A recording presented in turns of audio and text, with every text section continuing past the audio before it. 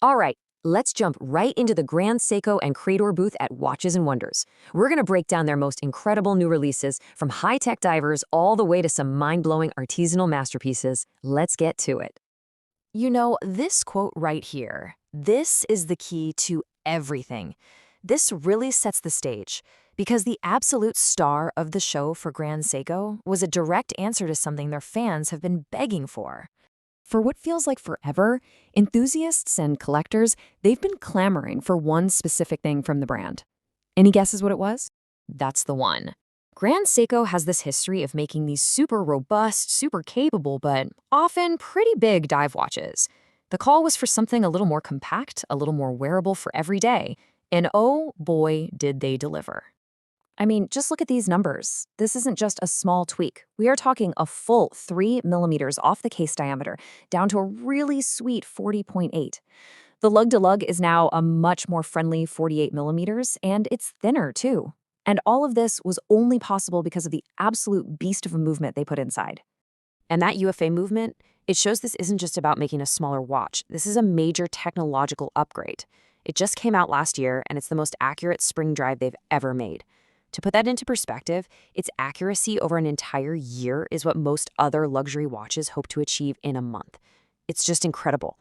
And they didn't just stop with the size and the movement. Oh no, the Ushio wave dial that everyone loves is back, but now it has this gorgeous gradation effect. They've redesigned the hands and markers to make it even easier to read. And, finally, a new class with on-the-fly micro adjustments and a proper locking extension. Seriously, this is the whole package. But as amazing as that diver is, and trust me, it is amazing, that was just the beginning. It was far from the only thing Grand Seiko brought to the party. Let's see what else they had up their sleeve. So they also dropped this trio of other absolute beauties. You've got the Iwao Blue, which takes that famous cherry blossom shunbun texture and dips it in this deep, moody indigo. So cool. Then there's a 38mm 62GS in yellow gold with this killer green dial that just screams vintage cool. And to top it off, they put that crazy accurate UFA movement into a yellow gold case with a dial that looks like a starry night sky. Just stunning. But look, amidst all this cool tech and all this fan service, Grand Seiko also released a piece that is, well, it's just pure, unadulterated art. They're calling it the Mystic Waterfall. For the very first time, they have hand-engraved the iconic 44GS case. And you have to understand how insane that is. First, they have to get that perfect distortion-free Zaratsu mirror polish. Then, an artisan painstakingly carves every single surface by hand. And after all that, they have to polish it again without softening a single one of those razor-sharp edges. The level of skill required is just, it's mind-boggling.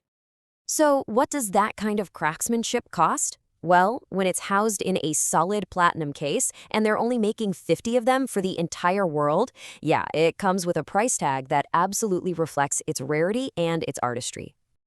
Okay, let's shift gears now, because you could argue that the biggest news from the entire Seiko family wasn't about a single watch at all. It was a massive, strategic move for its lesser-known, ultra-high-end sibling brand, Credor.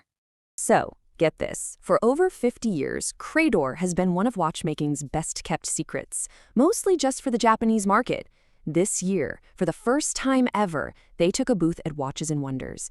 This is it. This is their official global coming out party. And they did not come to play. The pieces they brought were an absolute masterclass in Japanese artisanal crafts, showcasing skills that are just, they're almost mythical in how complex they are.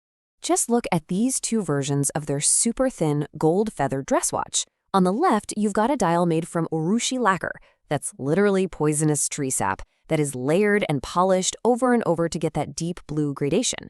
And on the right, a Shippo enamel dial, fired and polished over a textured base to give it this incredible depth and color. Two totally different but equally difficult art forms. And on that urushi dial, the details are just staggering. The logos and the hour markers, they're not printed on there. They are hand-painted in 3D using a technique called takamake, where the artist literally builds them up with layers of lacquer and pure platinum powder.